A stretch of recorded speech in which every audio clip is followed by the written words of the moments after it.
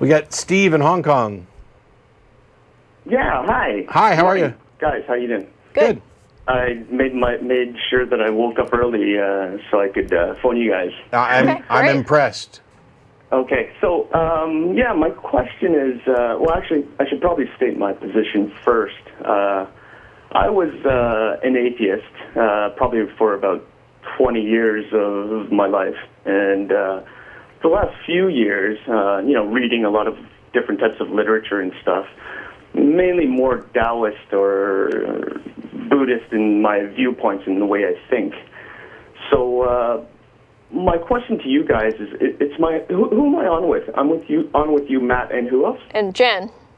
Jen, hi. How you doing? Good. So I guess my question to you guys is, in relations to the questions regarding suffering and death, how was it kind of like taught to you guys when you were growing up as Christians, and then how do you see it as an atheist now?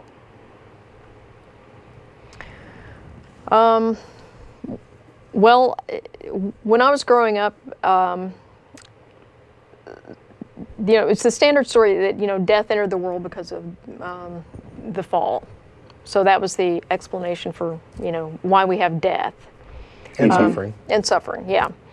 And as far as the suffering thing, the obvious suffering of people, all you had to do was turn on the news and you'd see that, somebody lost their house in a fire, or, a hurricane hit, or something was happening, people were suffering. And that was always explained that, it was either those people deserved it because, they turned away from God, or, it was a, sort of divine retribution for some other real or imagined crime that they had committed. It was never really a very acceptable answer. And in particular, when it seemed like it was just gratuitous, the death of innocent children or something like that. And that was always God works in mysterious ways, and you don't know what God's purpose was, and all this stuff. And like I said, it was just very unsatisfactory, those explanations. And the reality is that sometimes there is no answer.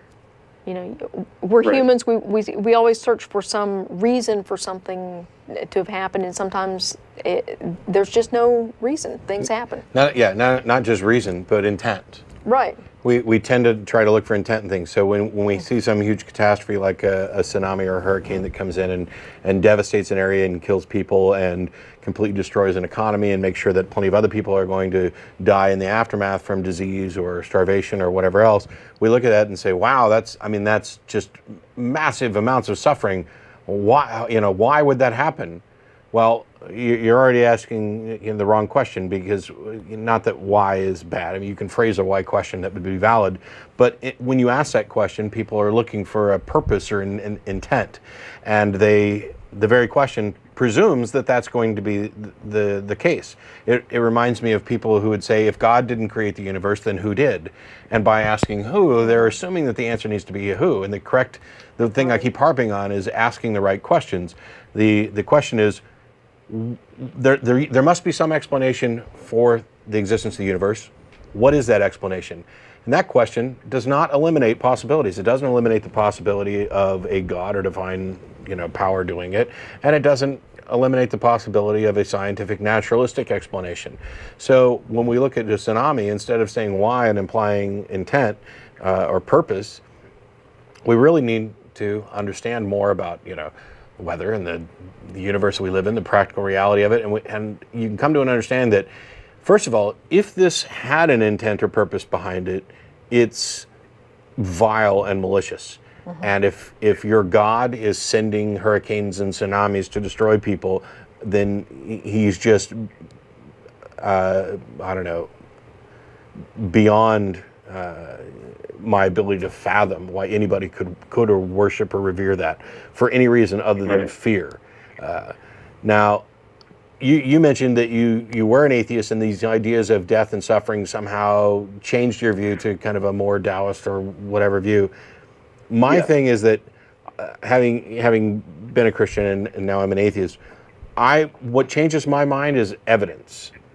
And I can't see anything in the ideas of death and suffering that would lead me to change my position towards any direction, be it Taoist or Christianity or whatever, because there's nothing there. There's no evidence for the benefit of those. So it seems to me that, and I don't know all of your reasons, and I'm happy to have you expound on them, but it seems to me that you're opting for the comfort thing. You're opting for it would just be too sad to live in a world where there wasn't this, and therefore I'm going to go ahead and go for the comforting delusion rather than an evidence-based solution.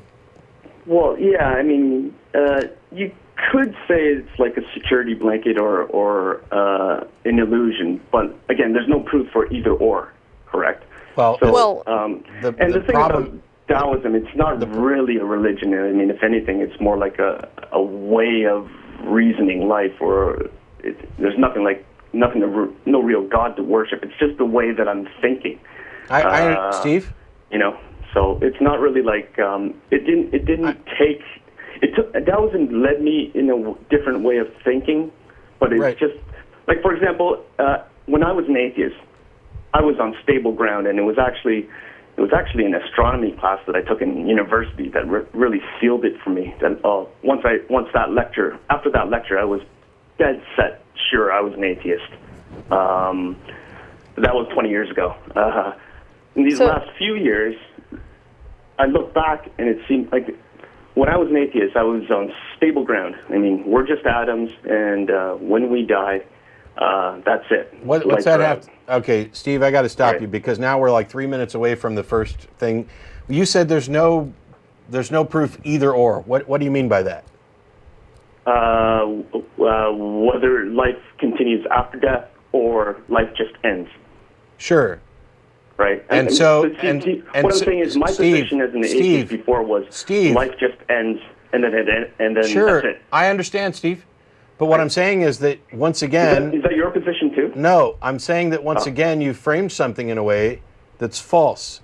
By saying either or, that there's no proof that this is true or this is false, you've portrayed it as, for example, theism and or the belief in a God and the belief there is no God. That's not atheism. Well, okay, then in that respect, in how I saw myself as an atheist was... I was pretty sure that there was no God. Sure. Or forget God, because God's not even in the equation in my views. It's not even in... So do you believe in a God? There is a God or there's a heaven or anything like that. No, I am taking the view that there's probably... death is just something like in the time span of a...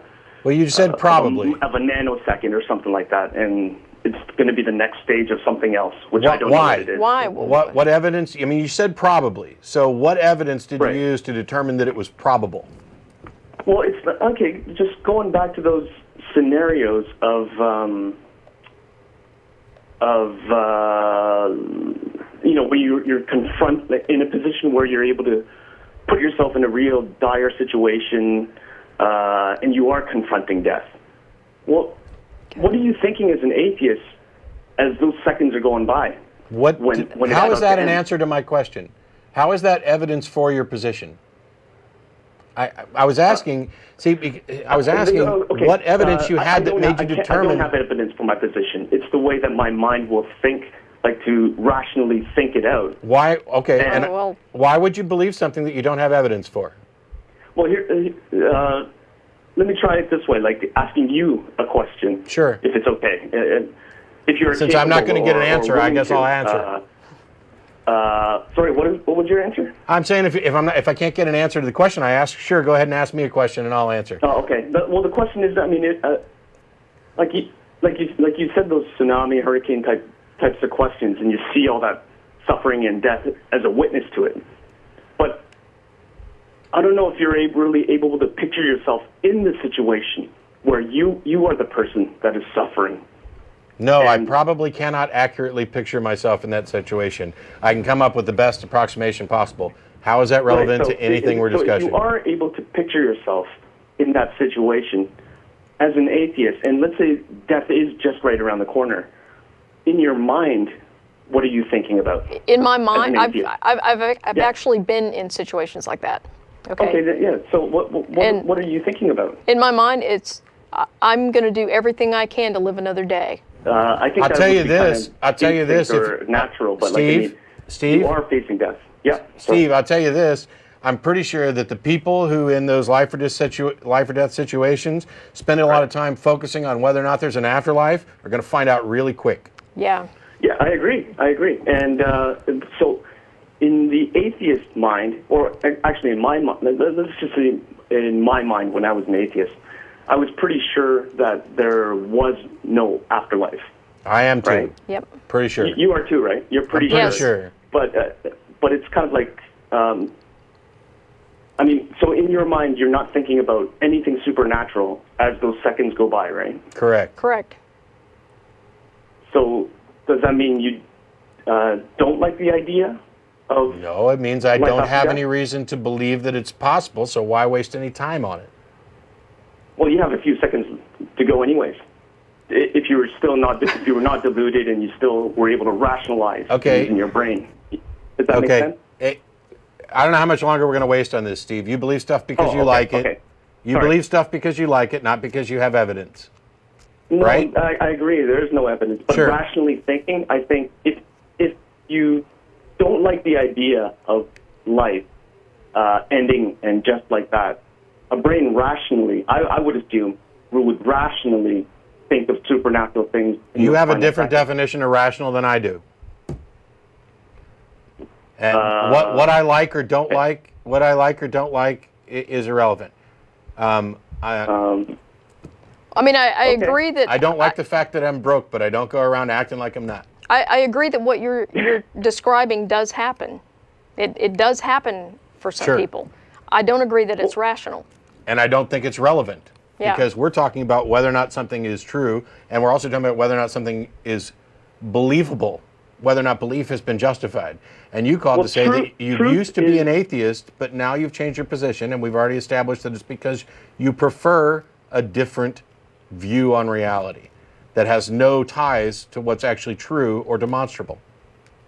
Well, I would say, I mean, that makes sense, but like in terms of truth, I mean, everyone is, well, not everyone. I mean, my wife is definitely not one of a truth seeker, but, you know, normally atheist people are generally knowledgeable. I mean, they know a bit about everything, whether it be science or any kind of religion or whatever. They know a bit about everything. I don't think that's true either, but I'll let you keep going. So, like in those situations where you are towards the very end, I mean, and you are confronting death, I would assume that a rational brain, unless they like the idea that life ends and that's it, that they would probably think of supernatural, whether it be... Why do you think that's rational? Here, it's really simple. I have a brain that doesn't like the idea that I'm going to die. And when I'm dying, what reason would I have to spend time contemplating? I realize that it does happen. What rational reason would I have to waste time contemplating something that I don't think exists? If I'm rational, wouldn't I spend that time in a way that's more productive? Perhaps thinking about thinking about the parts of life that I enjoyed, thinking about the parts of life that I enjoyed, thinking about loved ones, or saying, "Oh wow, I'm actually going to die. Let's see what happens." Hello? So, yeah, I'm here. So the position that you're taking, that you like the idea that life just ends. No. We never said that. I mean, to some extent. No, but what I'm saying is, to some extent, in yes. those final seconds. To some extent, yes. I would think it's not just rational, but probably by instinct, a human brain would think about supernatural things, whether it be floating through a wormhole or going to be reincarnated or going. Yep. Stop. You have no idea what rational means. You've just equated instinct with rational. Well, no, I didn't. Yeah, you did. I was saying rational, really, but I'm trying to paint the picture that I think a brain, if they don't like the idea, that it would automatically. We can't keep going over this, Steve. About supernatural things. Yeah, Steve, we can't keep going over this. There's other callers waiting. All right. He's saying the same thing over and over. Cool. Thanks a lot for calling, though. Okay, bye-bye. Yeah.